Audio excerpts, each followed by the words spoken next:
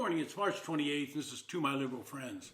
Well, National Public Radio is back in the news, and both the Trump administration and Republicans in the House are looking to defund it to force it to either examine its apparent liberal bias. In 1967, President Lyndon B. Johnson signed the Public Broadcasting Act into law, and its purpose was to support, quote, the instructional, educational, and cultural purposes of public television and radio. In 1970, the Congress created the Corporation for Public Broadcasting, and National Public Radio was created in February of that year. Its direction was to provide programs to the country's non-commercial and educational radio stations. Now, NPR is funded from grants from foundations, corporations, individuals, along with member station fees and dues. And here's the way the funding works, as far as I can ascertain. The Corporation for Public Broadcasting gets more than $500 million from taxpayers. PBS says it gets about 16% of its money from the feds. NPR says it gets as much as 8% from the feds. Then PBS gets money from the Corporation for Public Broadcasting. Then PBS gives the money to NPR, which NPR then uses to pay Corporation for Public Broadcasting for programming. So by this little back door, NPR does get more government funding. Sort of like a Ponzi scheme. The heart of the controversy is, does NPR have a political bias? Of course, Democrats say they do not, and Republicans say they do. Well, a study of this question by the Pew Research Center found that NPR audience strongly leans to the Democratic side. Their audience comes in at 17% Republican, 37% Independent, and 43% Democratic. A similar survey found that NPR's audience was overwhelmingly leaning Democratic. And once you understand those numbers, you can understand that their coverage of the news will cater to their audience. One publication described a typical NPR listener as EV driving, Wordle playing, tote bag carrying coastal elite. Yuri Berliner was one of the leading journalists at NPR for many years. He watched the newsroom tilt more and more left and finally called them out on it, and the result was he was suspended, ended up with him resigning. As in many newsrooms around the country, the election of Donald Trump in 2016 was greeted with a mixture of disbelief, anger, and despair. What began as a tough, straightforward coverage of Trump veered off the tracks with efforts to damage or topple Trump's presidency. Going back to the Russian collusion story, finally debunked as a true source of the Steele dossier was revealed, it became gospel in the NPR newsroom, and they quickly aligned themselves with Congressman Adam Schiff, who was one of the most virulent critics of Trump at the time. Schiff, who was the top Democrat on the House Intelligence Committee, became NPR's guiding hand, its ever-present muse.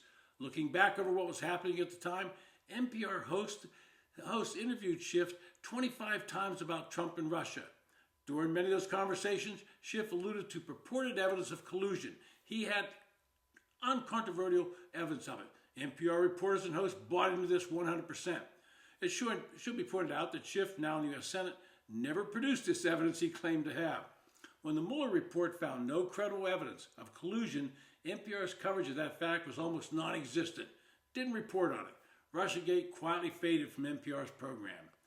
You would have thought this would have taught the editors and reporters at NPR a lesson, but apparently did not. In October 2020, the New York Post published the explosive report about the laptop Hunter Biden abandoned at a Delaware computer shop containing emails about his sordid business dealings and some salacious pictures. When the election only weeks away, NPR turned a blind eye. According to reports, NPR's managing editor of the news at that time made the statement, quote, "We don't want to waste our time on stories that are not really stories. We don't want to waste the listeners' and readers' time on stories that are just pure distractions." According to Yuri Berliner, the laptop was newsworthy and should have been pursued. He wrote, quote, "One of the NPR's best journalists said it was good that they were not following the laptop story because it would only help Trump," end quote. Fast forward to when the laptop story was confirmed and the contents of the emails on the computer confirmed, you would have thought NPR would have owned up to its mistake. But no, they just let it fade away. Politics also included into NPR's COVID coverage, most notably in reporting on the origin of the pandemic. One of the most dismal aspects of COVID journalism is how quickly it defaulted in ideological storylines. For example, there was the Team Natural Origin, supporting the hypothesis that the virus came from a wild animal market in Wuhan, China. And on the other side, Team Lab Leak, leaning into the idea that the virus escaped from a Wuhan lab. The lab leak theory was dismissed as a racist or right-wing conspiracy theory. It was roundly criticized by Anthony Fauci. NPR backed them all the way. NPR and its bias was the subject of a House Oversight and Government Reform Committee hearing. NPR CEO Catherine Mayer and PBS President Paula Kerger were on the witness stand. They knew they were under a microscope and tried to deflect the criticisms that was coming fast and furious. Mayer had to admit that their coverage, or lack thereof, of the Hunter Biden laptop story was a mistake. When pressed about her social media comments where she called Trump a racist and deranged, she said they did not come up when she was interviewed to be NPR's top executive. She then said she regretted those comments and would not make them today. Now, who really believes that comment?